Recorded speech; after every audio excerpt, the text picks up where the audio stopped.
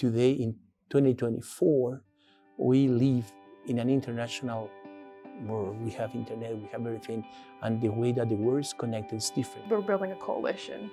When it comes to the area council, that's where I learned, to lack of a better word, cut my teeth in terms of lobbying elected officials, really understanding issues that we're trying to change at the political level. Unionism is sort of about advancing our collective rights as workers, and politics is about deciding who gets what. And as a cohort, as workers, we want to make sure that we're getting our fair share as well. Politics just becomes another avenue for that. It's a way for us to sort of plug in as union members and, get legislation passed that supports our interests. Things that affect all of our members, cost of living, quality of life, labor laws. I'm a big proponent of be the change you want to see, and I think that if we're not having those conversations at all levels of politics, then we're not eliciting the change that we need to be seeing. I think we need to be advocating for workers, all workers, not just unionized workers, at the municipal, provincial, federal.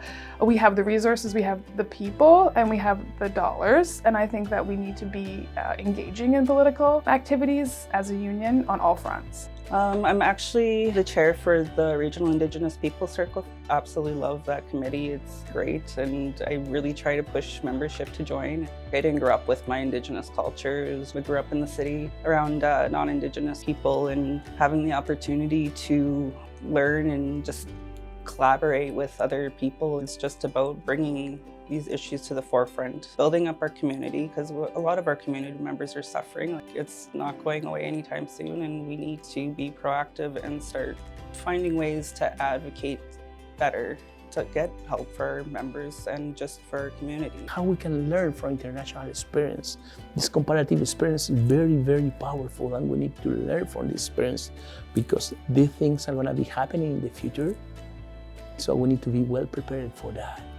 We need to learn more things. There's plenty of space to improve, And the good things are there are a lot of people that want to do that, I think that we as a union need to be taking a really good look at what generational solidarity looks like. And I think we should be writing papers, making recommendations, what it looks like for folks who have a lot more experience and what they bring to the table, as well as fostering the younger generations. Totally different skill sets and totally different experiences that sort of come together in a way that really helps advance the union altogether. Knowing that you're having an impact as a group is really rewarding. Just understand that at the end of the day, we're all just workers who are trying to make a living, and that we want to go to work safe, and that we want to come home, and that we want to make the best possible country that we could be in. This is important because both my children are Indigenous children. I want them to have a better future. I want to make sure that they learn to have a voice. My values, I believe that we are human beings, that we are equals, and we can build a different world, a better society, and also have a better condition in my job. When it's going to be the time that I need to pass away, to tell to my kids, what I did for them, how I contribute to create a better society.